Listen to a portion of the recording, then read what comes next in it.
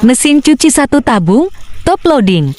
Airnya keluar terus, tak mau berhenti. Kita periksa di bagian water inlet-nya. Ternyata selang vakum level airnya yang lepas. Pasang kembali. Jangan lupa pakai lem PVC biar kuat. Mesin cuci normal kembali. Sekian dan terima kasih.